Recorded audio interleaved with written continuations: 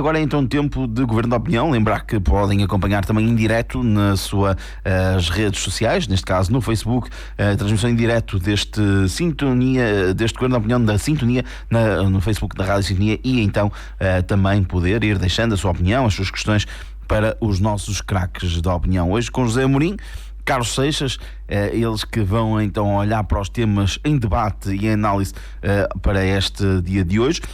Vamos começar por falar sobre as qualificações que foram inauguradas em plena programação da Festa das Fogaceiras. Vamos falar um pouco sobre estas qualificações e se faz sentido ou não integrar este tipo de atividades em programações de festas como é que é a Festa das Fogaceiras. Depois vamos, num plano nacional, falar sobre o Congresso do Iniciativa Liberal, com um novo líder que vem então substituir João Coutinho Figueiredo, e também falar dos novos casos. Há sempre tantas coisas a acontecer no governo e também depois um pequeno salto àquilo que é o momento internacional. Tivemos a Cimeira de Ramstein e perceber quais é que foram as decisões que daí emergem, olhando também um pouco para o conflito que está a acontecer na Ucrânia com a Rússia. Vamos então começar por dar as boas-vindas aos nossos craques. Boa tarde aos dois. Boa noite ou boa tarde. Boa noite, José, Filipe. Boa noite, Carlos. sim. Aqui é ainda muito pertinente. Estamos nessa fase, não é? Já estamos na boa noite. Já estamos a chegar a essa fase. Estamos na fase da noite. Não, já estamos quase na fase da boa noite, que já quase podemos dizer bom dia. Também não vamos exagerar agora. Isso já é exagero. Vamos então começar pelo primeiro tema, e José Amorim, vamos começar por ti. O primeiro tema traz-nos então algumas inaugurações que foram realizadas este fim de semana, nos dias 21 e 22 de janeiro. No dia 21 em São João de Verde, na Quinta do Arieiro. Dia 22 de janeiro foi um conjunto de 3 freguesias que inauguraram uma rua, a requalificação da Rua da Mata, que então abrange Reunião, Passos Brandão e também Santa Maria de Lamas. Só que aquilo que até aqui talvez não se fosse notícia, houve aqui alguma pompa e circunstância também por parte da Câmara Municipal e dos executivos de freguesia que fizeram então essas inaugurações. Aqui a questão, e é um bocadinho por isso que trouxemos a tema, é a integração deste tipo de atividades na programação regular de um evento como é a Festa das Fogaceiras de Santa Maria da Feira. Antes de irmos às obras em si, falar também um bocadinho sobre as obras, começamos por aí. Faz sentido, na tua opinião, este tipo de integração de atividades na programação do evento como a da Festa das Fogaceiras? Antes de mais, novamente, boa noite, Filipe, boa noite, Carlos, boa noite a todos os ouvintes que nos acompanham pela rádio e agora a todos aqueles que pelas redes sociais acompanham também aqui o nosso Governo da Opinião. Já agora, como é que se chamam aos espectadores que nos acompanham pelas redes sociais? São os cibernautas. Sim, cibernautas. Cibernautas será a palavra mais abrangente e a mais cibernauta pode correta. ser só se for um podcast, é só auditivo, não é? Sim. Mas podem ser espectadores. São É como quiser. Nossos amigos, exatamente. Indo diretamente à questão que me colocaste, apesar de alguns anos, de algumas décadas para cá e de alguns séculos para cá, as fogaceiras terem uma participação e um apoio estatal para a sua realização, eu sou apologista deste tipo de iniciativas se separarem do evento. Ou seja, uma coisa são as fogaceiras, festividade das fogaceiras e programação das fogaceiras, outra coisa é inaugurarmos duas ruas, 2 intervenções, 2 obras que fazem parte da responsabilidade normal de um executivo.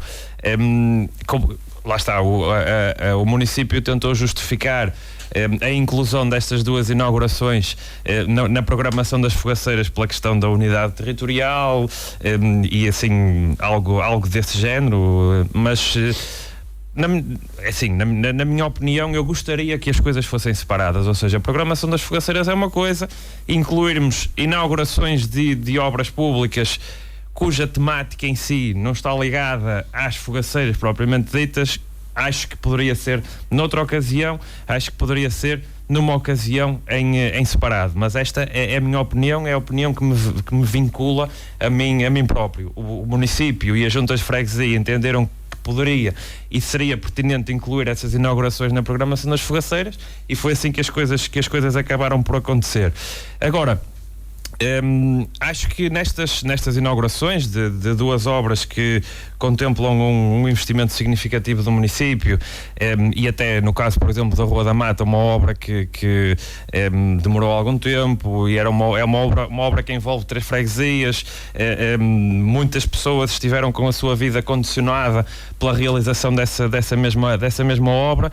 São obras que chegam finalmente ao fim e são inauguradas, mas eu acho que na forma, na metodologia de inauguração dessas mesmas obras, existiu aqui algo que nós já temos falado algumas vezes no nosso programa sobre o município se calhar a preparar o futuro, o município se calhar a preparar a sucessão de Emílio Sousa quando chegar ao final deste mandato, porque não só nas fotografias, e é normal porque é o vereador com o pelouro das obras, mas não só nas fotografias, mas mesmo, por exemplo, no texto que a página do município coloca a acompanhar a inauguração da Rua da Mata, é salientado o nome do vereador, do Amadeu Albergaria, é citada uma parte do discurso de Emílio Sousa em que dá ênfase ao Amadeu Albergaria nessas mesmas obras.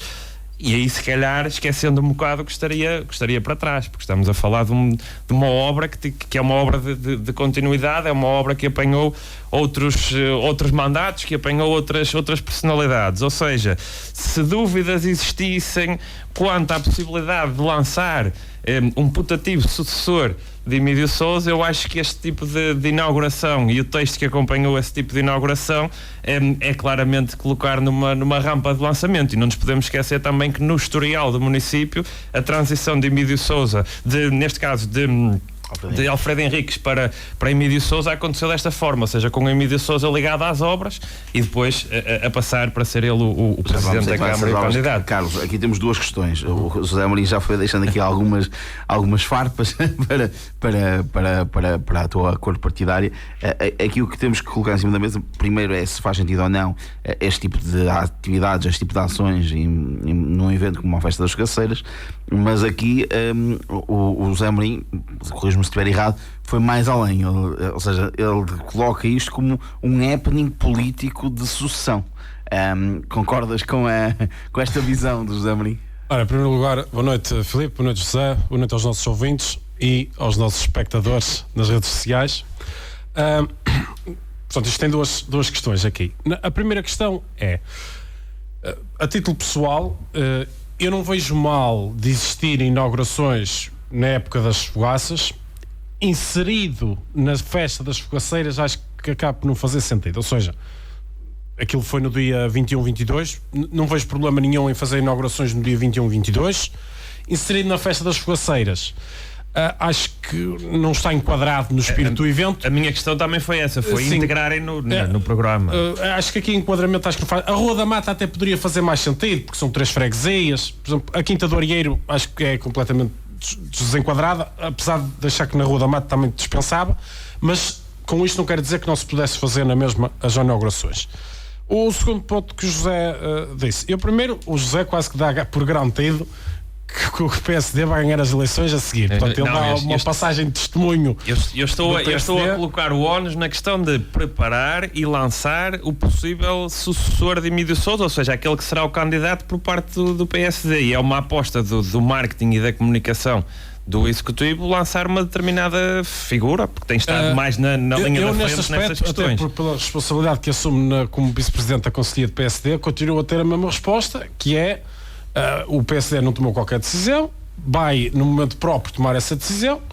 É evidente que há pessoas que estão mais bem preparadas e posicionadas do que outras, e depois no momento oportuno o PSD terá a oportunidade de dizer qual é a pessoa que acha que está mais bem preparada para isso. E o Amadeu, respondendo concretamente à pergunta, o Amadeu é uma das pessoas que está mais bem posicionada para poder ser candidato à Câmara Municipal. Ou seja, tanto no Partido Socialista como no Partido Social Democrata, aqueles dois partidos que historicamente têm mais aceitação ou mais votação nas autárquicas, neste caso na votação à Câmara em Santa Maria da Feira, ainda terão eleições. O PS terá e o PS penso que também. E o PS, corrijam-me se estiver errado, internas.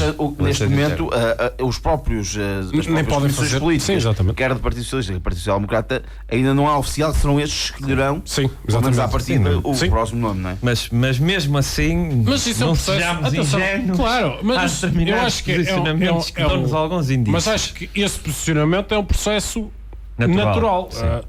Como no PS há pessoas que se tentam posicionar. É evidente que não estando no executivo permanente, nem em alguns quadros no PS, não tendo um lugar de tão destaque, é mais difícil, mas tentam fazer o seu posicionamento. Quem está no poder tem sempre mais facilidade para poder lançar possíveis sucessores e possíveis candidatos. Faz parte do posicionamento, acho que faz, mas o que eu estou a dizer é que não há uma estratégia concertada do PSD neste momento nesse sentido. E lá está. Compreendo todos os argumentos que tu aqui colocas, porque é factual, ainda nada está decidido e mesmo a conjuntura política nacional pode mudar daqui até lá e as figuras que estão aqui agora neste local podem passar para outro. Nós nunca sabemos aquilo que é o futuro. Mas agora até me cortaste o raciocínio daquilo que eu ia dizer. Mas retomando o raciocínio que eu estava a ter, é óbvio que tendo em conta os pelouros dizem muito daquilo, e tendo em conta que estamos no final de ciclo, a distribuição dos pelouros dá alguns indícios, dá algumas indicações de quem podem ser as pessoas para fazer a continuidade. Olhando por essa ligação e por essa visão, quem é que te parece que poderá estar mais a posicionar-se para um futuro político enquanto vereador dentro da Câmara Municipal de São Maria da Feira? Acho que neste momento há duas figuras que estão a saber comunicar melhor a sua ação e que os coloca na linha da frente, que é o Amadeu Albragaria e o Mário Jorge Reis. Mário Jorge Reis, que é também Presidente da Conselhia, por isso, atendendo a esse cargo e depois à forma como também tem comunicado o seu trabalho, acho que estão-se a posicionar nessa linha. Agora, como eu também já disse aqui, por exemplo, no último programa, nós estamos numa área geográfica onde o eleitor dá muita primazia à obra material, à obra física, e um vereador ligado à questão da concretização da obra, ou seja, o vereador das obras públicas é alguém que parte na linha da frente de uma sucessão, porque é aquele que está na obra material, ou seja, nas inaugurações. A figura desse vereador das obras vai estar presente e as pessoas, os eleitores, vão se lembrar que era essa a figura que estava associada às obras. E nós temos o tal historial que eu falei há pouco. Emílio Sousa foi também vereador das obras públicas antes da sucessão a Alfredo Henriques. Por isso, acho que a colocação, a distribuição dos pelouros e dos vereadores não foi inusitada, foi já se calhar a colocar ali uma linha de sucessão. Agora depois, claro que o partido internamente também tem que aceitar essa linha de sucessão. Neste momento, como alguém que não é do PSD, como alguém que está de fora e como alguém que observa a forma como os vereadores comunicam e a forma como a Câmara se tem posicionado, acho que essas duas figuras, o Amadeu à cabeça e o Mário Jorge numa segunda linha, são as figuras que se estão a posicionar na linha da frente para serem os possíveis candidatos à Câmara por parte do PSD. Depois vemos quem ganha, se ganha o PSD, se ganha o PS ou se ganha outra coligação. No contrário, vês alguém a posicionar-se dentro do PS, Carlos? Qual é a leitura que tu fazes? O Presidente da Conselhia, acho que se está a posicionar, penso hipoteticamente para tentar voltar a ser candidato à Câmara Municipal. Não teria que estar presente sempre nestas inaugurações? Devia. Ele de vez em quando falha um bocadinho. Mas tenta-se posicionar de certa forma. O próprio Délio procura posicionar-se aparecendo em eventos. Ele também depois tem uma atividade no Conselho que tem alguma importância e algum destaque, como diretor da Sincorc. E depois temos a Susana, que pelo facto de ser deputada na Assembleia da República e deputada municipal, acaba por ter aqui também um papel, e líder de bancada do PS, e portanto acumula essas duas funções, acaba por ter aqui um papel também relevante. Se bem que a Susana, deste ponto ainda não é claro qual é o posicionamento, ou pelo menos para mim não é se procura ser candidato à Câmara ou não. Acho que o Márcio e o Délio são os dois que se procuram a nível local posicionar-se no sentido de serem candidatos à Câmara Municipal ou a vereadores, depois depende das dinâmicas internas. A Susana acho que é uma coisa mais lata e pode dar tanto para um lado como para o outro. Respondendo aqui à provocação ali do lado do Carlos, que tocaste no nome de 3 figuras que são das 3 figuras mais importantes neste momento e mais proeminentes daquilo que é o Partido Socialista, a nível concelhio e daquilo que é a participação pública dessas figuras. O Márcio, sendo o presidente da Conselhia, está objetivamente na linha da frente para poder ser ele o próximo candidato, mas depois também as movimentações internas e os momentos eleitorais internos podem decidir ou não se isso acontece. Depois o Délio, pelo cara que tem hoje em dia na direção da Sincor, que faz-lo estar mais presente em algumas situações. Também é vereador, mas depois também pelo facto de ele ser vereador e no último mandato ter sido quase, depois da saída da Margarida Garizo, ter sido ele a cara da oposição, deu-lhe outro tipo de peso e outro tipo de papel, mesmo internamente dentro do próprio Partido Socialista. A Susana é claramente também outra das figuras mais proeminentes do partido, desde logo por ser deputada na Assembleia da República e ser a líder do PS, da bancada do PS, naquilo que é a Assembleia Municipal. Por isso são 3 figuras que partem na linha da frente, cumprindo e respeitando aquilo que são as regras internas. O líder da Conselhia, por norma, está sempre à frente, querendo ele candidatar, está ele na linha da frente para se poder candidatar, mas acho que daqui até ao ato eleitoral pode existir uma reflexão interna, podem existir movimentações internas, isso é algo que nós não sabemos. É óbvio que tocaste também num ponto que eu acho que é importante, que é o líder, se quer realmente se candidatar no próximo ato eleitoral, é importante estar presente neste tipo de situações, neste tipo de eventos, para marcar também a sua presença, ou seja, para a população ver o seu rosto, ver que ele está presente, mas também temos de compreender que por vezes a agenda pessoal e a agenda profissional pode dificultar essas mesmas presenças. Pode ter delegado essa competência da representação da variação do PS no Délio, porque o Délio também é vereador, se bem que é sempre importante que a figura máxima que se quer candidatar esteja presente neste tipo de situações. Só mesmo para terminarmos o tema, uma pequena abordagem à própria obra, ou seja, não sei se queres deixar algum sublinhado, que era a obra realizada na Quinta da Orieira, em São João de Verde, como também à Rua da Mata, que abarca 3 freguesias. Sim, são 2 obras importantes. A Quinta da Orieira já há muito tempo que necessitava ali de uma requalificação, mas eu queria destacar em particular a Rua da Mata, porque não foi uma obra fácil de concretizar, deu ali muitas dores de cabeça, em particular à população, porque não foi fácil chegar ali um entendimento, eram 3 freguesias ao mesmo tempo.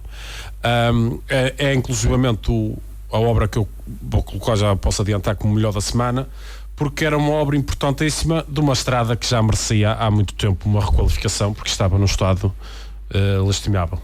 Portanto, acho que essa obra em particular acho que é de destacar.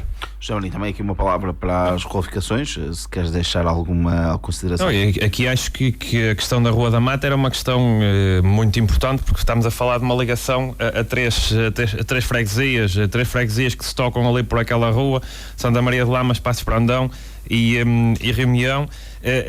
E depois lá está o tempo de duração da obra, também colocou alguns entraves para os moradores e para as pessoas que constantemente tinham que passar pelaquela zona. Há também a questão da ligação a algumas indústrias que tinham que passar pelaquela ligação.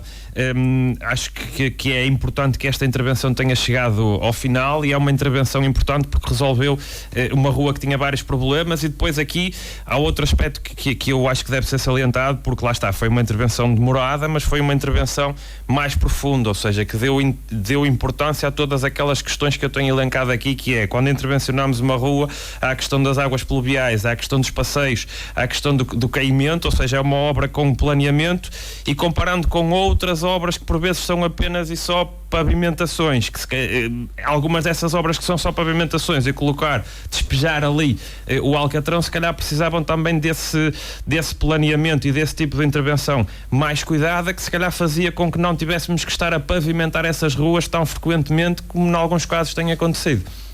Fica então aqui essa primeira nota, que é um tema mais local. Vamos agora passar para outro tema nacional. Acompanhamos com a especial atenção então o 7º Congresso da Iniciativa Liberal, um congresso eleitoral que elegeu Rui Rocha como líder da Iniciativa Liberal, com 51,7%, sucede assim então a João Coutinho Figueiredo, como é o quarto líder do partido, da Iniciativa Liberal, e teve como opositores Carla Castro e José Cardoso, num congresso que teve muita discussão. Aqui eu vou dar aqui um título que não é meu, é da Rádio Observador, que dizia que o saco de roupa suja do Iniciativa Liberal estava cheio depois deste congresso. Carlos, como é que viste? Já lá vamos ao Rui Rocha, e que é que isto, que Iniciativa Liberal teremos este sem João Coutinho Figueiredo. Mas olhando para o congresso em si, no Centro Cultural Belém, com também o Centro de Congressos, neste caso de Lisboa, e que acima de tudo teve uma dinâmica muito interessante para um congresso. É muito raro ouvirmos, normalmente há reações, mas a popar tão constantemente os discursos, a serem tão interventivos e a haver tanta personalização nos discursos. Estavas habituado a este tipo de dinâmica num partido que já tem uma bancada parlamentar considerável neste momento? Não. Eu no PSD nunca tive a oportunidade de viver os congressos eletivos. Portanto, sempre fui a congresso enquanto militante. O presidente já estava escolhido e, portanto, este tipo... JTC. Sim, só na JSD. E portanto este tipo de dinâmica eu não sei como é que era antigamente no PSD. Na JSD assemelhou-se um bocadinho a isto, mas a JSD é para menores de 30, não é?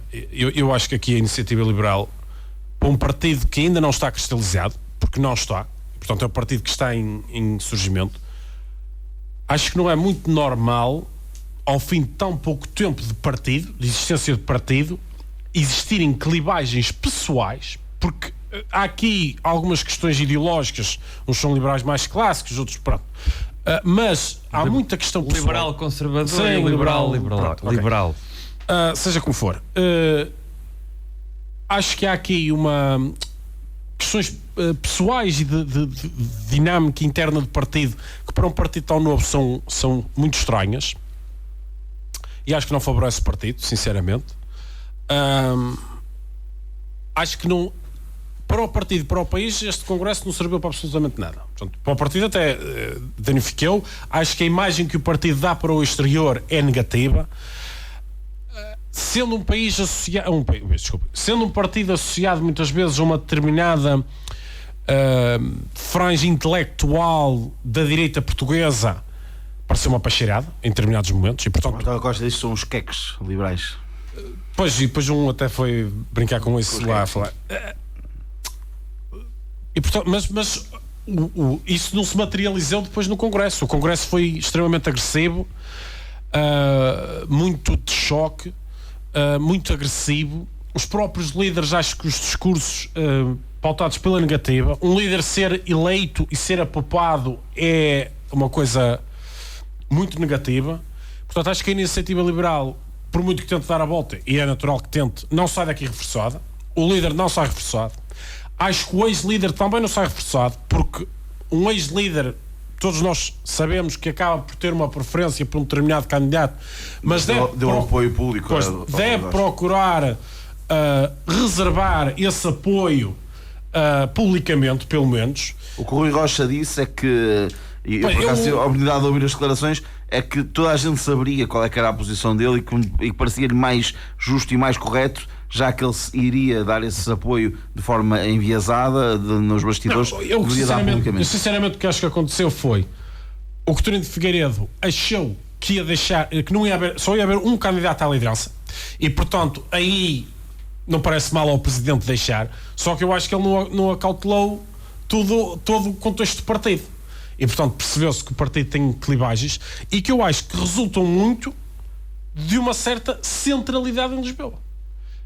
E portanto essa centralidade naquele nicho de pessoas ou naquela elite dentro da elite que é a Iniciativa Liberal causou esta clivagem profunda e portanto acho que a Iniciativa Liberal não sai reforçada disto. Vamos ver a performance agora do Rui Rocha. O Coutinho de Figueiredo diz que ele vai ser mais popular, não sei se vai, acho que vai ser na linha do Coutinho de Figueiredo. mais coisa, menos coisa. O estilo já parece diferente na abordagem, é menos, por assim dizer, coloquial e se calhar mais, eu não queria usar a expressão populista, mas se calhar algum tipo de intervenção popular, até pode... popular. Sim, entra numa linha desse género. A lógica da IEL é tentar ser mais popular para chegar ao terceiro lugar. Vamos ser francos. A IEL sendo um partido sobretudo de quadros, um partido de pensamento político e claramente marcado ideologicamente, é através do populismo que vai passar o Chega. Porque aqui a questão do terceiro lugar é entre a IEL e o Chega neste momento. Se entrar no confronto de populismo, o Chega já tem e ganha, não é? Papel sedimentado nesse segmento. E portanto, o eleitor da Iniciativa Liberal quer que a Iniciativa Liberal seja populista ou quer que mantenha a matriz ideológica? São questões. E portanto, eu acho que a Iniciativa Liberal está aqui num problema que é: eles querem crescer, mas há margem para crescer. Eu acho que tem, mas não tem muito mais do que o que já tem. Atenção. Aponta aos 15%. Pode chegar eventualmente aos 15%, mas acho muito difícil. Pode eventualmente, num determinado contexto de eleição em que o PS está em desvantagem, as pessoas não se revêem propriamente do PSD e dizem: vamos votar aqui na Iniciativa Liberal, porque caso contrário não estou a ver o Partido Liberal a ter aqui esta temática. Por exemplo, agora as recentes sondagens falam que já se reflete um fim do bipartidarismo, mas se nós olharmos para as recentes sondagens, o PSD e o PS juntos têm mais de 50% dos votos na mesma. Continua claramente o bipartidarismo na mesma. Claramente. Portanto, e duvido que se altere, pelo menos nos tempos próximos.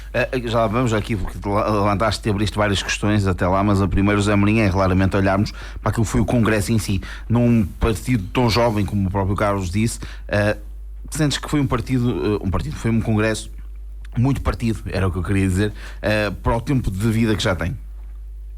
Em primeiro lugar, é importante dizer que aquilo que eu vou dizer e vou analisar sobre a Iniciativa Liberal está relacionado com aquilo que eu pude ver, por aquilo que a comunicação social veicula, porque não estando lá dentro e não tendo informação privilegiada dentro da Iniciativa Liberal, aquilo que eu posso falar é aquilo que é transmitido, e aquilo que foi transmitido cá para fora foi efetivamente um congresso muito partido, ou seja, eu não me recordo, e os congressos que normalmente têm mais cobertura mediática são sobretudo os congressos do PS e os do PSD, e mesmo nos tempos mais quentes, tanto de PS como de PSD, eu não me recordo de ter visto tanta clivagem interna, tanto choque como aquilo que pudemos observar nas intervenções que foram vistas neste congresso da Iniciativa Liberal. Grande parte daquilo que passou cá para fora foi um partido em confronto interno e não tanto um partido de demonstrar alternativa, de demonstrar projeto para o país, de demonstrar ideias sobre aquilo que quer que o país seja, o que é um país liberal segundo aquilo que eles acham que deve ser, e eu acho que esta questão do partido estar nesta quebra, neste confronto interno, está relacionado com a forma como este dossiê foi gerido, porque eu acho que analisando de fora, eu acho que aquilo que a Iniciativa Liberal queria fazer era uma passagem de testemunho suave, ou seja, o ex-líder acha que já não deve ser ele a continuar a liderar, escolhe uma pessoa que acha que é a pessoa certa para ser ele a continuar, só que se calhar ele não contava era com os militantes. Mas vamos começar já aqui a abrir alguns pontos. A primeira questão é, ou seja, este congresso é um congresso eletivo,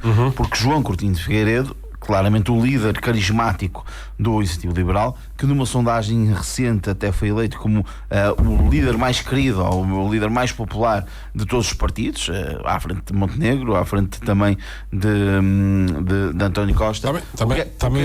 O que é que fez abdicar João Coutinho Figueiredo? O que é que faz sair da cena política como líder do partido? Está a preparar algum caminho a um presidencialista? Eu acho que ele se calhar estava a perceber que para onde o partido podia crescer, se calhar já não era o tipo de discurso que ele tinha, que iria chegar a essa zona para onde podia crescer. Estará a preparar um possível regresso para a escolha à polícia ativa? Isso aí já são muitas conjecturas e muita teoria da conspiração. Agora, eu acho que a Iniciativa Liberal eu acho que a Iniciativa Liberal entendeu que precisava de outro estilo de comunicação mais agressivo. Eu acho que ele quer preparar ao Parlamento Europeu. Para o Parlamento Europeu também pode ser uma figura, até porque se nós olharmos neste momento para a bancada parlamentar da Iniciativa Liberal, nós olhamos para essa bancada parlamentar e vão estar lá 2 ex-líderes e um líder, e depois um líder dessa bancada parlamentar, e às vezes esse tipo de situação não é fácil de gerir, porque um ex-líder, quando sai de líder, se não fica um bocadinho em surdina, as coisas podem ser complicadas para aquele que é eleito como o líder, e ao mesmo tempo, do ponto de vista da pessoa que sai, que fica como deputado, perde lugar de intervenção. Uma coisa é o Carlos Guimarães Pinto, que esteve um tempo fora, porque lá está, ele não foi eleito, foi o João Cotrim que foi, e o Carlos Guimarães, e bem saiu para o João Cotrim assumir. O Carlos Guimarães Pinto teve uma vantagem, ou neste caso uma inteligência política, de comportamento político, que foi ele afastou-se de qualquer processo eleitoral. E ainda neste momento voltou a fazer o mesmo. E aqui acho que ele tem uma estratégia de colocar-se acima do partido e, portanto, é chamado para o partido constantemente, não é? O Coutinho de Figueiredo, portanto, se ganhava a Carla, ele ficava aqui numa posição muito delicada. Numa posição delicada, e eu há bocado não acabei o meu raciocínio, que era, eu acho que a própria forma, a Iniciativa Liberal é conhecida por ter crescido à custa da comunicação e da gestão da comunicação, e eu acho que neste processo de sucessão a comunicação foi mal gerida, porque eu, no meu entendimento, acho que o anunciar da saída como líder e passados alguns minutos ou muito pouco tempo, aparecer já em primeiro lugar o candidato e o ex-líder assumir logo o apoio a esse ex-candidato, acho que a coisa não correu bem, porque quase que era a dar a entender aos militantes de que eu saio, esta é a figura que vocês têm que escolher, esta é a figura que eu indico para continuar. E se calhar aquelas clivagens que já estavam a existir internamente no partido foi o clique para as coisas quebrarem e para existir um congresso tão aceso. Sim. Porque normalmente a última intervenção, ou seja, a intervenção que é feita pelo líder eleito, é feita num contexto de unidade e num contexto onde a sala desse congresso está cheia. E neste caso, não só pela questão, na minha opinião, da má gestão dos tempos de congresso, porque eu nunca vi um congresso tão mal gerido em termos de tempo como foi esta Iniciativa Liberal. E o Presidente de Mesa não tinha mão naquele congresso. Uma sessão de encerramento que estava marcada... Vamos só fazer aqui uma pequena brincadeira, acho que nem vós. mas uma sessão que era de encerramento programada para 1h30 da tarde, ser às 7h30, quase 8 da noite. Estiveram a recontar os votos, as contagens paravam várias vezes. Acho que é uma coisa nunca vista. E depois o novo líder faz o seu discurso, que normalmente é o discurso que é feito para todos os militantes, mesmo para aqueles que perderam. Ele faz esse discurso com meia sala, e dessa meia sala, metade dessa meia sala, que era apoiante da Carla Castro, começa a abandonar a sala enquanto o novo líder está a falar. Ou seja, isso não é um indício de que as coisas, depois do processo eleitoral interno, tenham ficado realmente bem sanadas. A Iniciativa Liberal tenta-se apresentar como um partido jovem, mas há determinados comportamentos que neste momento um partido que tem uma bancada parlamentar já não pode ser um partido jovem, nem determinado tipo de atitudes, tem que saber ser maduro também. É que é um partido jovem, mas estas clivagens são mais normais num partido já com portanto, muita história, um bocadinho mais consolidado. Muito choque. Aqui é um partido que está em crescimento, está em crescimento. Eu acho que a gestão do anúncio daquele que era o candidato favorito do Coutinho de Figueiredo correu mal, e isso deu asa ao resto. Internamente já tinha algumas pessoas que não gostariam da maneira de liderança dele, portanto, que não devia ser muito democrática, ou pelo menos que chegasse, portanto, que fosse e depois também pluralista. O facto de ele ter sido deputado único. Sim. centralizou quem é que era a figura da Iniciativa Liberal? Podemos dizer que e mesmo os militantes podem dizer que tinham uma equipa, tinham as unidades locais, mas sendo um deputado único está tudo muito concentrado ali. O que é que aconteceu, por exemplo, ao PAN? Foi exatamente a mesma coisa com o André Silva. As coisas estavam, por ele ser o deputado único, o PAN estava tudo muito concentrado no André Silva, e depois as coisas partiram também quando se percebeu a saída e depois as outras fações que lá existiam. Agora, quando a Nunes Corte Real acaba por surgir. Agora, mas ela também vai conseguir acabar. Agora, eu acho é que a própria Iniciativa Liberal não conseguiu antever o dano que determinadas intervenções e determinados choques que aconteceram ali no Congresso podem ter para o partido. É que eu já não vi um Congresso com tantos memes, porque é mesmo assim, como esta Iniciativa Liberal. Até o próprio Cristiano está num dos memes, não sei se já tiveram a oportunidade de ver. Penso que o Cristiano já agora foi eleito para o Conselho Nacional da Iniciativa Liberal. Pronto, sendo um feirense, é sempre bom ter feirenses eleitos nos órgãos nacionais dos partidos. Estava aqui um bocadinho a fazer essa pesquisa, essa procura. Eu também não consegui encontrar no site Carlos Martins estava aqui a ver se o Cristiano Santos e o Carlos Martins, sendo as duas figuras mais proeminentes da Iniciativa Liberal neste momento, aqui com representatividade no Conselho, até no próprio o Carlos Martins ia na lista da Carla, portanto, como perdeu, não foi eleito. Mas não sei se depois não foi candidato a. Não pode ser candidato a duas coisas. Ele depois perde. Sim, não, ele vai na lista mesmo. Ele vai na lista, portanto perde. O Cristiano é que era candidato ao Conselho Nacional e acho que foi eleito. Já vou confirmar isso, mas aqui há outro ponto que era importante também nós colocarmos em cima da mesa relativamente ao Congresso da Iniciativa Liberal, que são o futuro.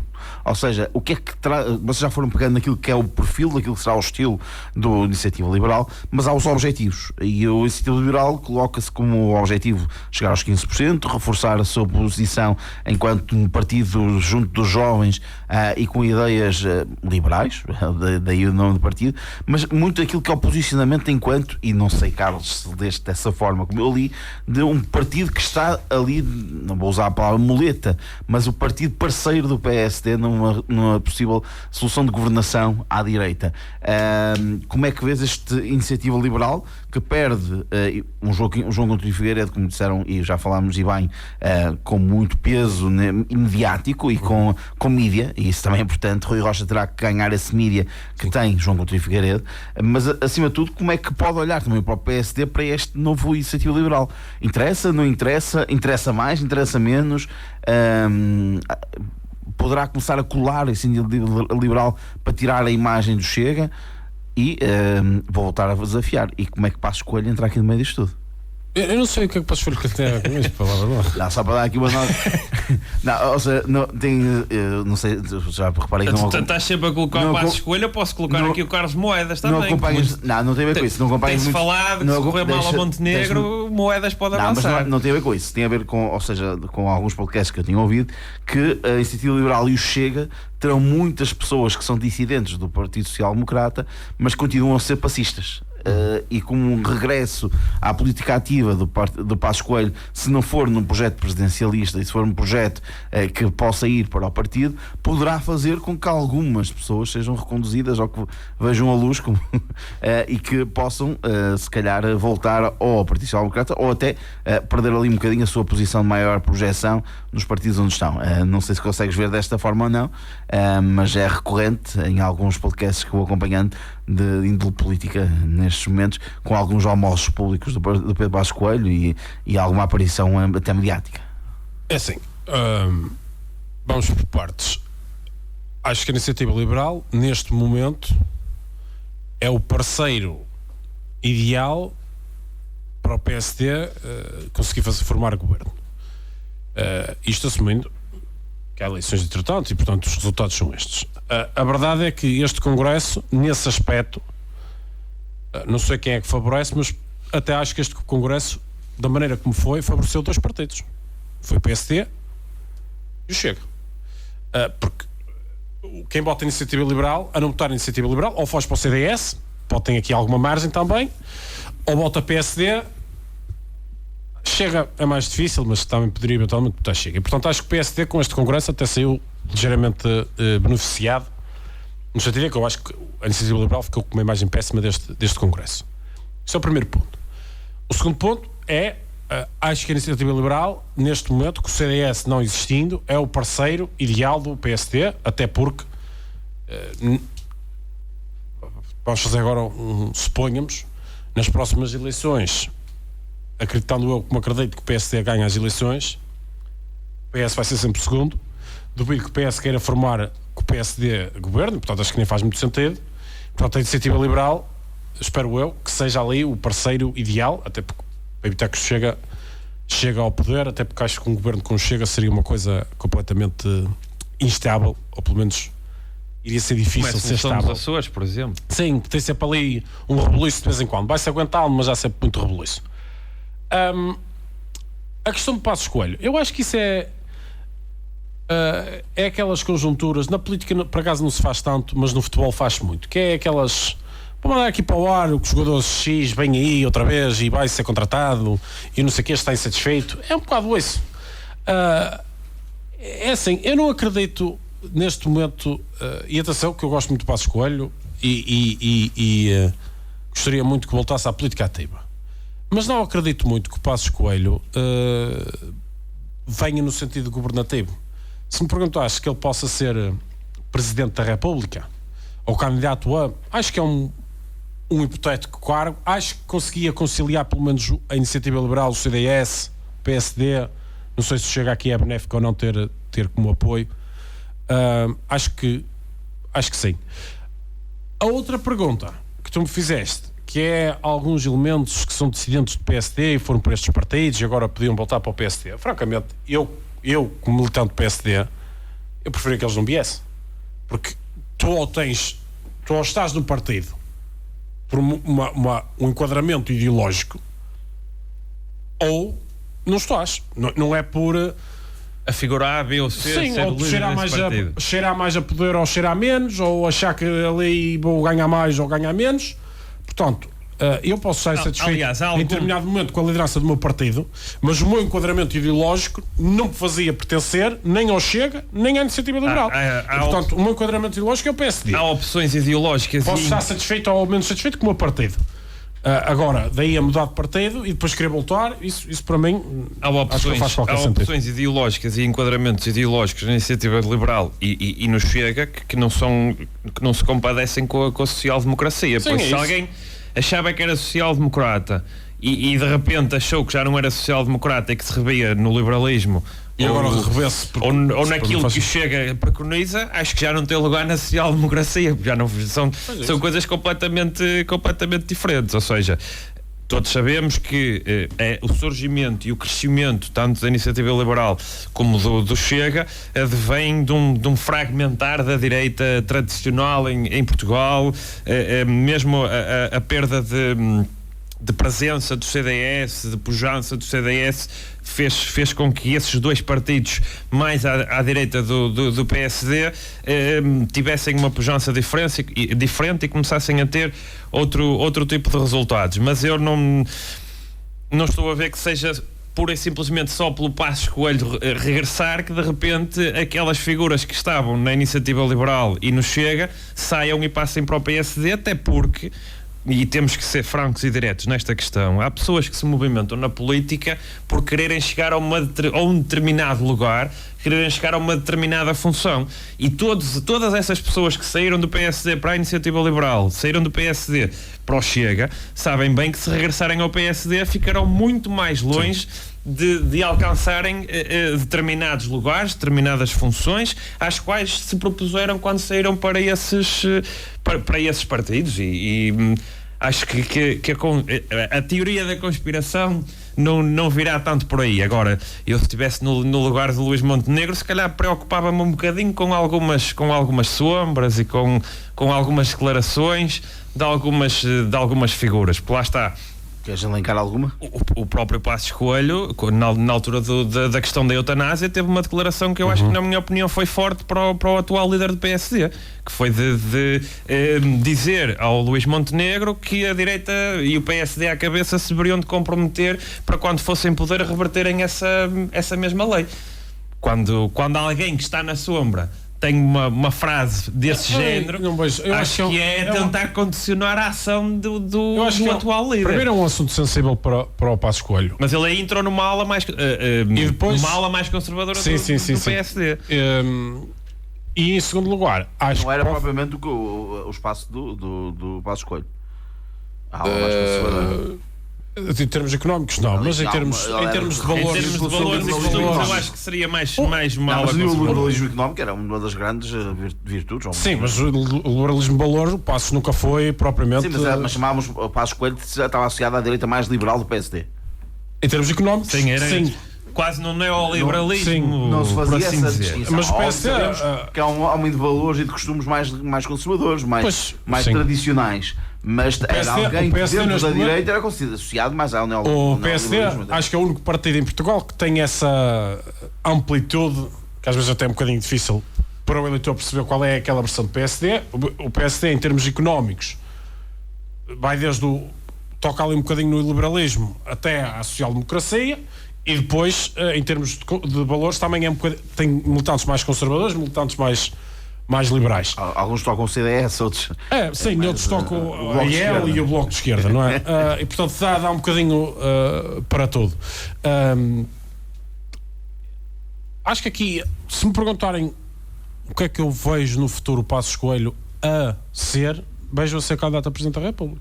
Isso não tenho dúvidas. Não achas que voltará aqui para um caminho novamente no partido? Não acredito. Não acredito até por ele, percebes? Mas a seguir a Marcelo Rebelo de Sousa? Sim. Acho que é o candidato PSD com mais capacidade. Lá está, e é capaz de conseguir juntar a direita. É capaz de conseguir juntar a grande parte da direita. Numa candidatura. E eu também não estou a ver grandes candidatos de PS, sinceramente. O João Coutinho Figueiredo aí não fica completamente anulado na sua ideia? Se não eu for acho que é a Europa para ele. Porque também quer ser candidato a Presidente da República para ele, para quê? Mas ele para ser candidato à Europa, porque é que tem que sair do partido? Não tem que sair, mas acho que é o caminho. Um líder do partido também é estranho ser eurodeputado. Num partido com representação parlamentar. E com uma bancada parlamentar, acho que não faria todo sentido. Agora, e há pouco não falei sobre... E acho que ele tem hipótese de eleger um eurodeputado nas próximas eleições. E há pouco eu não toquei numa coisa que queria falar, que era... que não tinha nenhum. Sim, não tinha nenhum. A IEL... Mas lá está. Perderá mais esse é um ponto que acho que vão perder dois, o PSD e o PS. Vão perder os dois. Mas o próprio CDS também tem uma representação no Parlamento Europeu. E o Bloco de Esquerda também tem a Marisa Matias. Sim, tem a Marisa Matias. O PCP também tem eu acho que o PCP pode perder o deputado também. Depois isto depende um bocadinho da distribuição, porque é a nível nacional. Vamos ver. Mas acho que a IEL, se as sondagens forem como estão, vai eleger um ou dois. Depende também como é que as coisas estiverem a correr até lá, até porque no caso, por exemplo, das forças mais à esquerda, hoje em dia há mais presença na rua, coisa que não acontecia há algum tempo atrás. As sondagens têm sido difíceis, mas as sondagens nos últimos tempos não têm acertado em muita coisa. Em relação à esquerda, o que eu acho é o PCP foi um erro de casting, até pode melhorar, mas o Paulo Raimundo claramente não está a continuar o declínio que o PCP estava, ou seja, não inverteu absolutamente nada. Como os bocadinhos já estará. Depois não sei o que é que o PCP pensa. Se fosse um partido normal, claramente, de entretanto, o Paulo Raimundo tinha de ir embora. Mas pode ter, o Paulo Raimundo pode fazer uma espécie de uma transição. Pode ter ali um momento de transição. É verdade que pessoas dizem. A questão é que o Paulo Raimundo, nesta transição, quando alguém falar, aquilo já pode estar morto. Sim, mas eu acho que aqui a questão do Paulo Raimundo tem a ver com a conjuntura e o regressar às bases que o PCP precisou. Regressar ao confronto de rua. E ele tem mais... o Paulo Raimundo está mais nesse mundo do que o João Ferreira. Certo. Por exemplo, o João Ferreira é mais numa aula um bocado mais, mas é que agora os sindicatos, intelectual do próprio PCP. O PCP tem de perceber. Mas os sindicatos hoje em dia são... Pois é isso, mesmo este movimento dos professores, o STOP não está associado ao PCP. Mas o STOP está associado ao Bloco, à força política. Sim. A figura do STOP o Bloco tem feito esse trabalho de esquerda. E o que eu acho que o problema do Bloco neste momento tem de mudar de líder. Já está gasto. Sim, a liderança está gasto. Quem é que estará na linha de sucessão da Catarina Martins? Isso podes ter a Mariana Mortágua, acho que é uma. Pedro Soeiro não me parece. A Mariana Mortágua provavelmente é mais forte neste momento. É deputada, acho que surge ali. Tem mediatismo. Tem um lastro mediático. Acho que a Mariana Mortágua pode ser ali a hipótese. Isto é importante que nós contextualizamos apenas os nossos ouvintes. Nós começámos na IEL. Mas é importante, ou seja, este posicionamento da IEL e aquilo que foi os avisos que eu vos lancei, o futuro do panorama político e da IEL naquilo que é o seu enquadramento, e é muito importante perceber que o crescimento da IEL está muito dependente também daquilo que é a movimentação dos outros partidos. E há aqui um partido que, aproveitando esta ronda, até porque temos que ir aos próximos temas, que é o CDS. Na vossa opinião, ainda tem alguma hipótese de respirar? Ou estará mesmo terminado? O CDS é muito difícil conseguir sobreviver fora do Parlamento e fora até da própria bolha mediática que ter representação parlamentar dá. Ou seja, neste momento o Nuno Melo tem... O Livre continuam mais fortes que o CDS? Neste momento sim, porque tem uma representação parlamentar e tem outro tipo de cobertura mediática que o CDS não consegue lá chegar. Mas o CDS, por exemplo, ainda conserva autarquias. Eu acho isso não é de descartar. Eu acho que o problema aqui do CDS é que o CDS, ou seja, o Livre e o PAN conseguem eleger no grande centro urbano, que é em Lisboa. E o CDS neste momento não tem essa capacidade.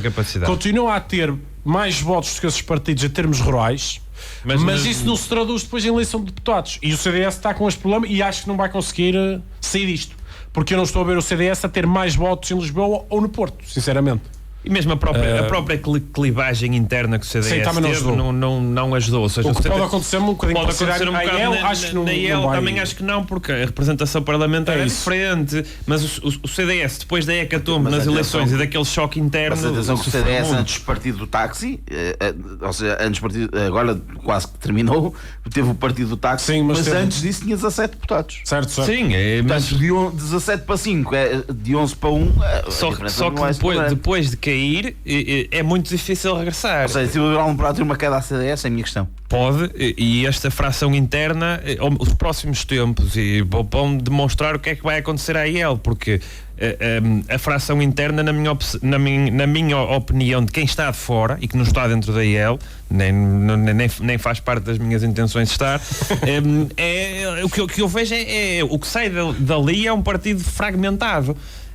E as coisas podem pode ajudar no crescimento que eu acho que eles iam ter. Imaginemos que, por exemplo, nas europeias a IEL tem um mau resultado, que eu acho que não vai ter, porque a IEL vem da ideia de que consegue dar um futuro diferente aos jovens, mas ao mesmo tempo não responde, por exemplo, como é que eles vão conseguir alugar uma casa nos dias de hoje com determinadas questões de mercado, que eles são a favor da liberalização desse mesmo mercado, ou seja, de que o mercado pode dizer que o preço pode ser aquilo que bem apetecer. Mas eles, junto de um eleitorado mais jovem, vendem uma ideia de que é diferente daquilo que eles defendem e que é por ali que eles vão ter uma vida diferente. Que esse liberal engana os jovens? Eu não estou a dizer que engana os jovens. Agora, tendo em conta a conjuntura atual do nosso país e tendo em conta aquilo que são as condições que nós temos, dizer que, por exemplo, o mercado do arrendamento é que deve se autorregular, é quase dizer às pessoas que elas nunca vão conseguir alugar uma casa, por exemplo.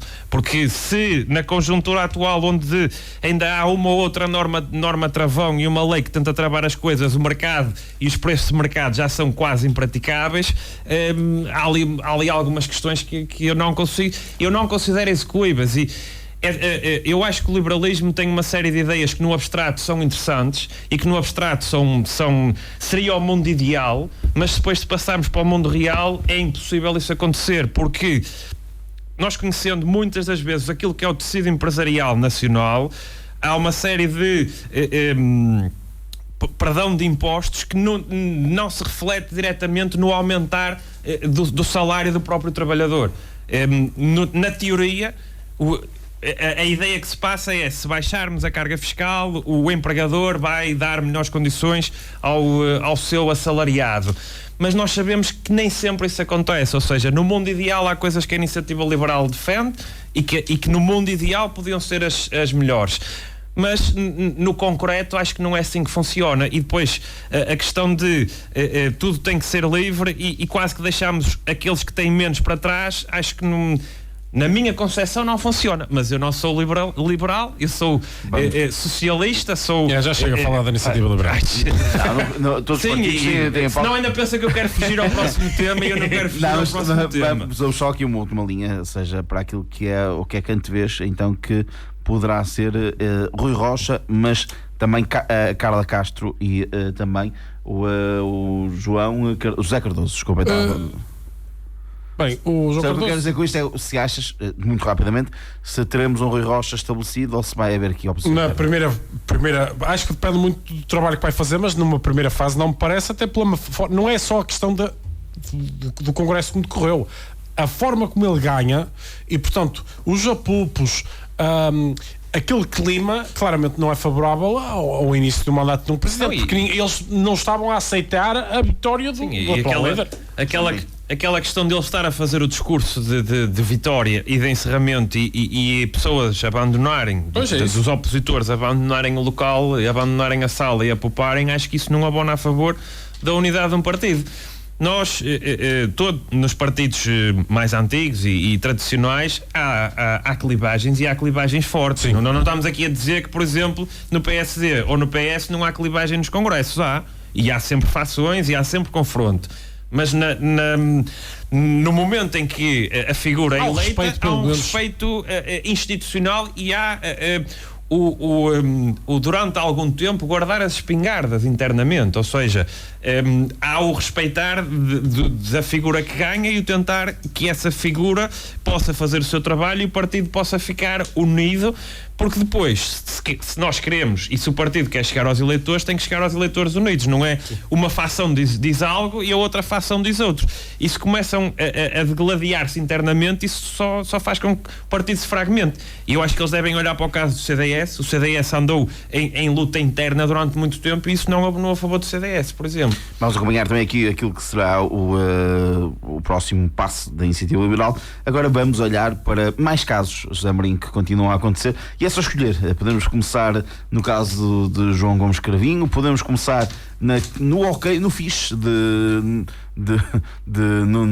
Pedro Nuno Santos no WhatsApp da lembrança súbita ao ok aos 500 mil euros. Podemos falar de Fernando Medina ou até mesmo do questionómetro do António Costa, em que até nessa ligação já alguns ministros, e mais uma vez aparece o nome de Fernando Medina, João Galamba ou até Paulo Cafofo, podem estar aqui em alerta se tiverem que preencher esse questionário de 36 perguntas que estão a ser colocadas em cima da mesa. Aqui muito rapidamente não vamos analisar questão a questão, porque se começam a ser também vários e perderíamos aqui algum tempo.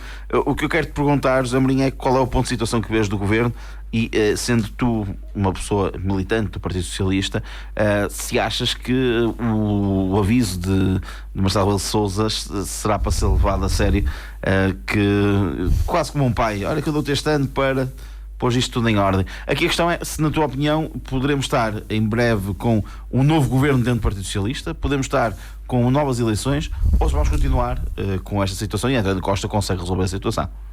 Olha, começando pelo fim, eu acho que continuar com esta situação é insustentável, ou seja, se continuarmos sempre nesta espiral de casos e casinhos, é muito difícil a credibilidade e a própria gestão do país por parte do governo, porque nós estamos há uma série de meses a discutir casos e casinhos e por vezes falta-nos ouvir falar sobre outras questões que são os problemas concretos e os problemas diários das pessoas, ou a tentativa que o governo coloca de tentar resolver alguns desses mesmos problemas. Aqui, quanto aos aspectos que tu falaste, começando pelo questionário, o questionário, eu acho que ele, lá está, se era necessário algo para fazer existir uma checklist para perceber se a pessoa pode ou não fazer parte do governo, eu acho que internamente, já no início do próprio governo, estas perguntas e estas checklists já deviam de existir, não era preciso ser agora algo institucionalizado. Acho que o próprio governo tem que ter atenção quando convida as pessoas, porque é que convida as pessoas e se as pessoas são idóneas ou não para poderem exercer aquelas funções. Quanto a implementar o questionário e a depois quando é incentivado a que os atuais membros respondam a essas questões, eu sendo eu militante e sendo eu alguém que gosta das coisas direitinhas e da verdade acima de tudo, acho que o não querer preencher o questionário não é um bom princípio. Sim. Mas depois também há outra questão relacionada com o questionário, que é, há determinadas questões naquele questionário que vão fazer com que as pessoas que nós possamos chamar para os governos deixem de ser pessoas competentes e passem a ser carreiristas. Essa é a minha segunda pergunta. Carreiristas em termos políticos. Por isso, abrir de uma forma mais ampla os casos, vocês abordam os casos que quiserem e da forma que quiserem, mas a questão aqui está mais na reflexão da política, do futuro político, a partir dos casos que temos assistido, que é o que é que vai acontecer ao longo deste ano, Carlos, aqui claramente também... Eu não toquei aqui no Fernando Medina e no Pedro Nuno Santos, mas queria tocar, não foi propositadamente. Mas deixa-me só trazer o caso para a discussão, porque já lá vamos à parte da credibilidade, mas começa a ser muitos os casos em torno do governo, mas também, quando olhamos, por exemplo, para o caso de Espinho, temos também aqui o Partido Social Democrata. O dito Bloco Central está sob fogo. Exatamente. Vamos ter calma no Bloco Central, que está sob fogo. O SD só tem um hipotético quase, mas que continua a fazer a tua pergunta. Desculpa. Atenção, o José Mourinho é que disse. Eu sei. Já falo. Ele diz aquilo que acha que deve dizer. Mas a minha questão é como é que tu vês exatamente os casos que existem neste momento. Esta semana foram mais 3 ou 4 e este questionário que pode colocar ainda mais em xeque e mais fogo, neste caso, em cima do governo. Eu não sei o que é que se passa em Portugal. Tenho várias teorias, não quero ainda dizê-las porque era tudo ainda muito teoria da conspiração, mas alguma coisa se passa, não é? Porque não é normal neste ano aparecer tantos casos. Se é um fenómeno de vigilância mais atenta a determinadas forças políticas, se é um fenómeno de ebulição interna dentro do PS. E por acaso agora fiquei curioso com as duas teorias. São estas duas, ou há uma vigilância mais atenta de determinadas forças políticas. A razão é maioria absoluta. Ou há um partido que está em evolução interna. É uma das duas. Ou dois que estão em evolução interna. Pronto. O que é que eu acho? Não, estou a falar mesmo do PS e do PS, neste caso. Há muitos casos de casinhos. Eu acho que, por exemplo, o Ministro da Administração Interna, eu quero falar deste caso porque acho que é o mais grave de todos, acho que não tem condições de se demitir. É a minha opinião. Ele mentiu. Quer dizer, ele diz que omitiu, mas na realidade mentiu. Como ao Pedro Nuno Santos, neste caso. Sim, o Pedro Nuno Santos, mas o Pedro Nuno Santos agora já não é Ministro, portanto... O fixe agora está-se bem. Não está-se bem, mas politicamente não posso exigir nada, dado que ele agora demitiu. É verdade, mas como é que vês este acesso de memória súbita, memória de telemóvel? O Pedro Nuno Santos agora está numa fase. Pronto, posso lançar mais. O Pedro Nuno Santos vai ter agora um hiato. Toma lá a Medina, é isso? Sim, ele agora vai ter um hiato de afastamento, que depois vai aparecer. Eu acho que aqui a questão foi fez um backup às comunicações e pensou que era melhor ser ele do que declarar do que depois a comunicação social trazer isso, porque pensando nas aspirações dele futuras, acho que pode correr ter mal. sido importante a administradora da TAP, confesso que cadê a comunicação? Sim. Que quando agora foi ouvida no Parlamento, na comissão de inquérito, e que disse qualquer coisa do género, mas isto eu tenho tudo por escrito. Pode ter avivado algumas memórias. Não, eu acho que sim. Ela diz mesmo, mas todas essas respostas estão por escrito. Tenho-as por escrito. E qualquer poderá ter gerado ali, então, mas eu respondi a isto. Qualquer gestor inteligente e sobretudo numa empresa tão difícil como a TAP faz a comunicação por escrita, que é para ter provas quando as coisas acabam por apertar. E eu acho que aqui, depois dessa menção, o próprio Pedro Nuno Santos, para que não tinha hipótese, era melhor ser ele a vir dizer e admitir.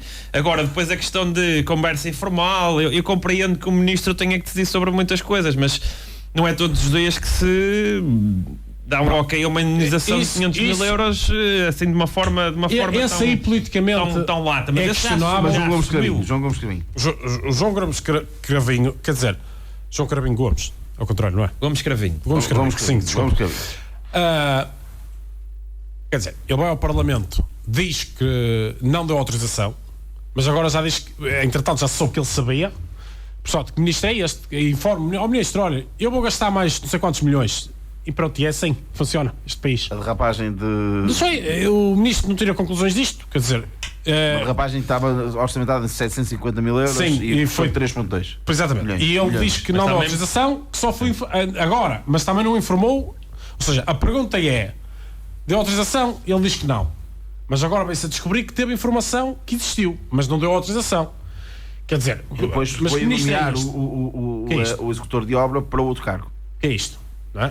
Portanto, eu acho que não tem condições para continuar, porque se ele deu autorização, não tem condições. Se não lhe pedem autorização, também o ministro não está ali a fazer nada. Mas a minha questão é como é que sai o governo no meio disto tudo? Ou seja, como é que vai gerir isto? Temos a questão de Medina. Eu acho que aqui dificilmente se vai imputar alguma coisa. É verdade que ele assina o despacho, mas um presidente de Câmara assina milhares de despachos aqui, a confiar no técnico. Vamos ser francos. E aqui a questão... A menos que se prove que ele tem algum tipo de envolvimento neste tipo de situação. Porque, caso contrário, acho que é difícil... E a questão que se coloca aqui, no caso... Atenção que eu, e quem ouve o nosso programa sabe, que eu não sou propriamente o maior defensor de Medina, nem o maior apoiante de Medina. Mas aqui é importante que se diga que há uma série de decisões na contratação pública e na nomeação que, se todas as câmaras forem investigadas de alto a baixo, vamos encontrar casos desse género.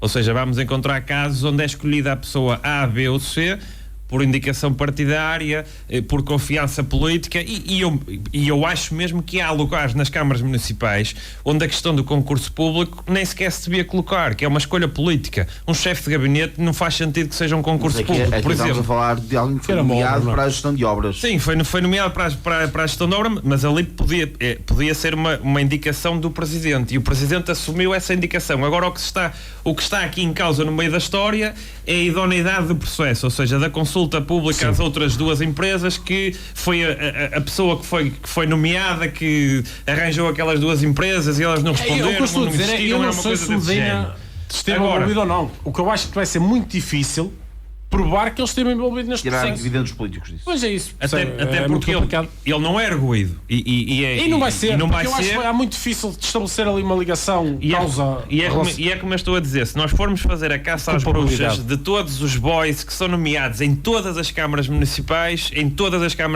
vamos encontrar casos de nomeação de elementos partidários. Não tanto pela competência, mas pelo cartão de filiado.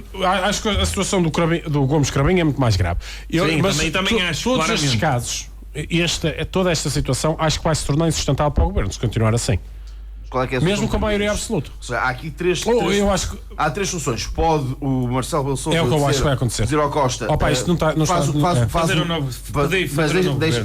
Deixem-me só contextualizar, desculpem. Há aqui três hipóteses. Podem convidar o António Costa a formar um novo governo, sim, com ou sem António Costa na liderança, sim, uma espécie de modelo Santana Lopes. Há um segundo modelo, que é fazer cair o governo e marcar novas eleições. E há aqui ainda uma terceira fação. Pedir ao Costa para formar um governo novo. Isso eu já disse. Pedir ao Costa formar um novo governo, com ou sem a Costa no governo. Okay. Há uma segunda fação, que é marcar eleições. E há aqui uma terceira parte, que é o António Costa conseguiu resolver o que estava. Todo este imbróglio que está aqui. Eu acho que neste momento manter isto, o Presidente ainda vai manter a terceira hipótese. Sim. Agora, o que eu acho que se isto continua nesta escalada, acho que vai ser insustentável. Se marca eleições, eu acho que sinceramente tem de marcar eleições, porque estar a pedir para fazer um novo governo. E há aqui outra questão. É que até o clima que se vive, insustentável para o Primeiro-Ministro, sim, para toda a gente, ninguém consegue trabalhar. Vive, sinceramente, o clima que se vive, o PS e outros partidos, vamos supor que o PS marca-se eleições, o PSD até ganha. Os partidos vão ter cada vez mais dificuldade com este clima de encontrar pessoas ninguém da sociedade civil vai querer ir para o governo. Esse ponto que eu ia colocar aqui. Deixa-me só dizer uma coisa em relação à questão de Espinho. É verdade, quer dizer, para já ainda não se conhece o Pinto Moreira, está envolvido, não está, que relação é que tem a lei de culpabilidade ou não, seja como for. Agora, esta questão de tentarem imputar ao Montenegro qualquer coisa porque foi comer ao Cabana na abertura, não sei o que, quer dizer, mas que é isto? Agora, isto não faz sentido nenhum, porque estava lá o pessegueiro e ele também estava lá, quer dizer, isto agora não faz sentido nenhum.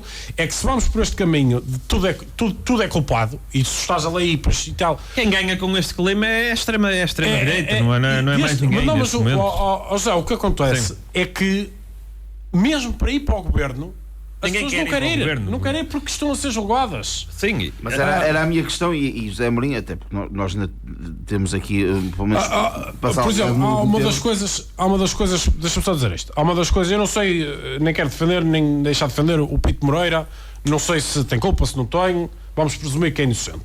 Mas uma das coisas que apontam é o facto de ele ter ligado para alguém para tentar agilizar ou ver um processo. Vamos ver, eu não sei onde é que...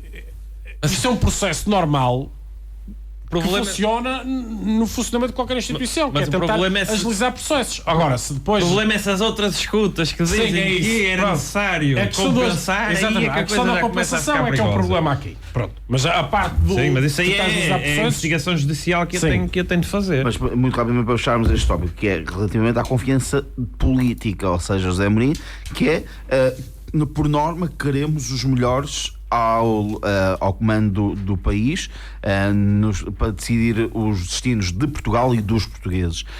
Com todo este ambiente que existe em torno do político e dos políticos, em torno com este novo questionário que foi criado, em que se esmiuça muitas vezes aquilo que é a vida pessoal do candidato, mas também da vida dos seus pares, seja dos cônjuges, seja do seu agregado familiar, com também aqui algum desalinhamento dos jovens com a política. E temos que pôr em cima da mesa também o fator remuneratório, e aqui estou a falar, quer como ministros, como por exemplo até autarcas locais, falo nas juntas de freguesia, executivos de freguesia, câmaras municipais.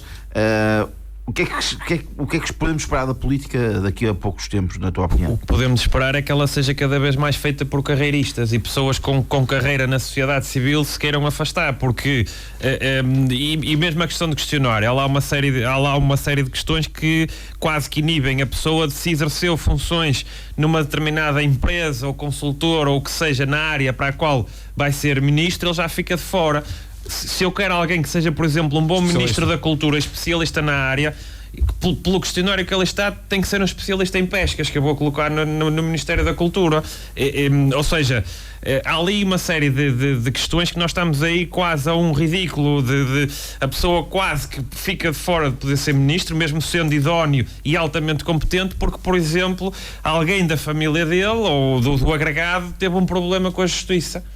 E nem sempre os pais, por exemplo, têm culpa dos problemas judiciais em que os filhos se metem, e os filhos fazem parte podem fazer parte do agregado e vice-versa, é mesmo assim.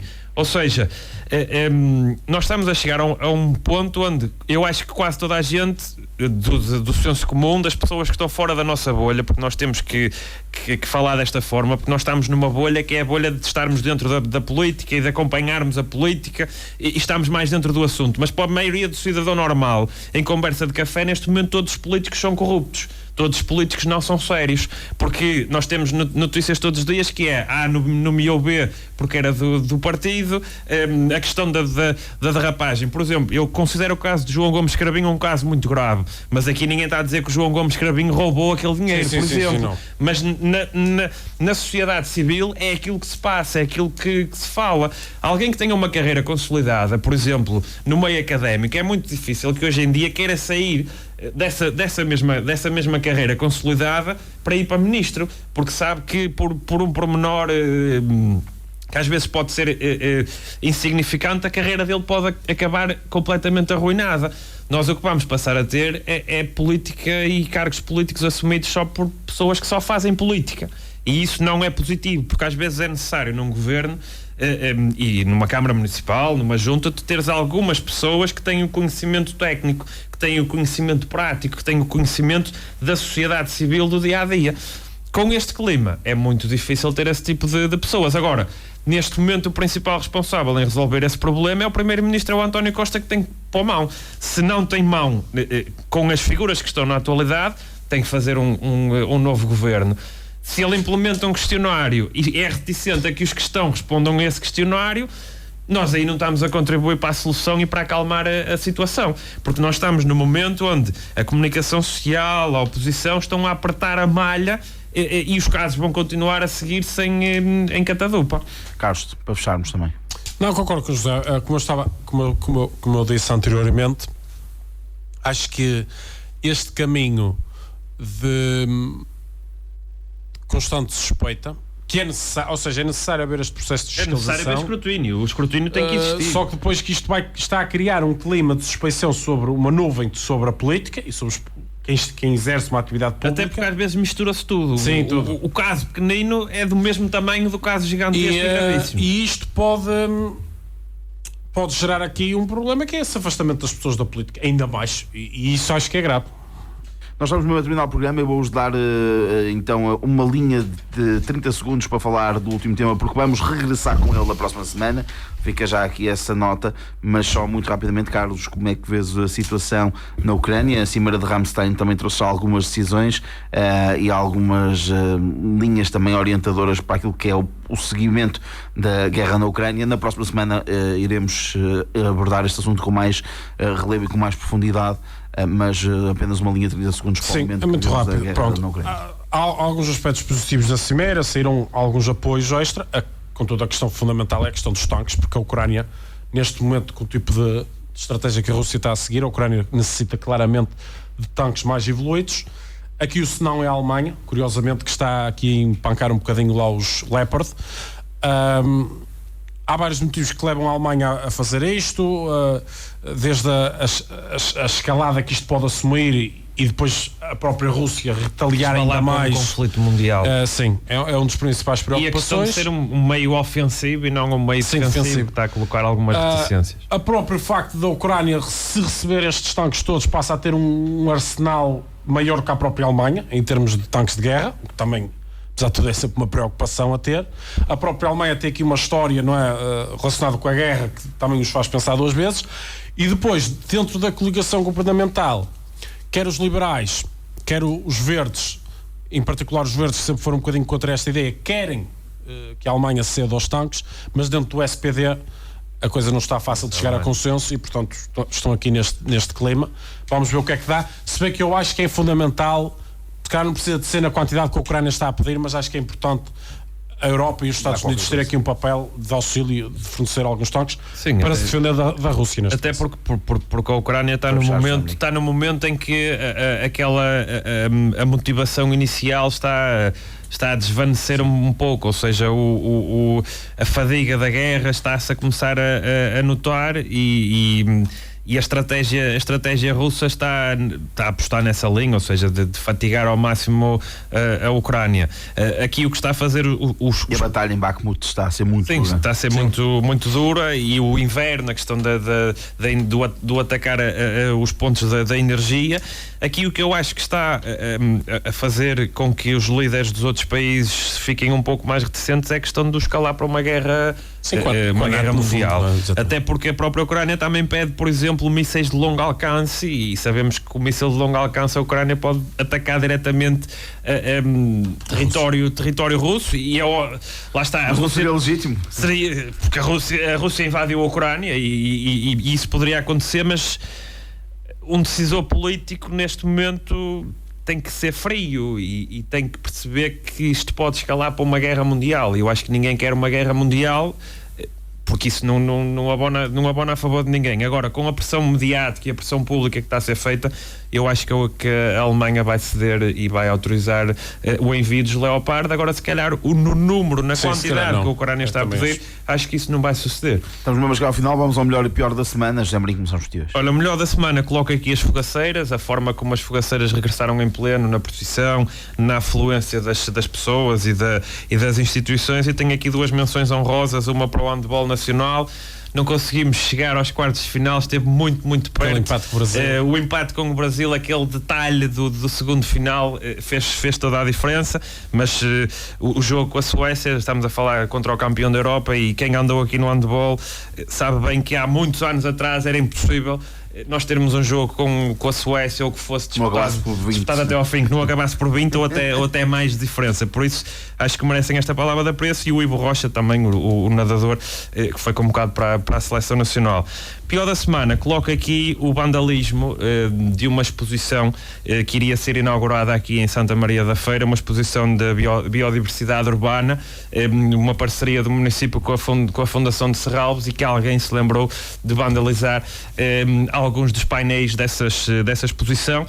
Quando nós temos uma exposição financiada com dinheiros públicos, é o dinheiro de todos nós que ali está, e estar a estragar património financiado com o nosso dinheiro, acho que é claramente uma estupidez. Por isso, no pior da semana, coloco aqui este lamento de falta de civismo. Carlos? O melhor da semana, partilho com o José a parte das fogaceiras, enaltecer o facto de ter voltado e bem, apesar de ter tido um bocadinho de chuva de manhã, o que retraiu um bocadinho a participação das pessoas. Acho que esteve mas mesmo bem assim composto. Sim, São Pedro foi amigo de São à tarde. A outra, já tinha mencionado, acho que a inauguração da Rua da Mata é uma obra importante para 3 freguesias de concelho, precisavam ali daquele eixo rodoviário.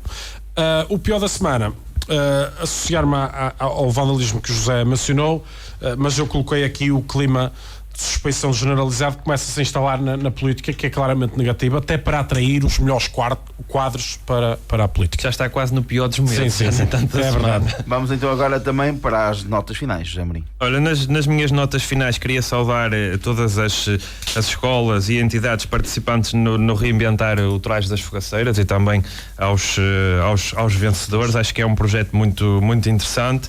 Depois deixo aqui 2 sugestões culturais, se bem que uma penso que já está o auditório cheio, que é o concerto de encerramento das fogaceiras com as 4 bandas filarmónicas do município, com os UHF, e deixo também aqui uma menção ao último concerto do primeiro ciclo de música de câmara de Santa Maria da Feira, que acontece no dia 29 na Casa da Cultura de Gião, que é um projeto da Turma Musical Moselense e financiado também pelo Programa de Apoio à Cultura aqui do município, que vai contar com Ana Mafalda Monteiro no violino, Telmo Costa no clarinete e Fernando Cruz no piano.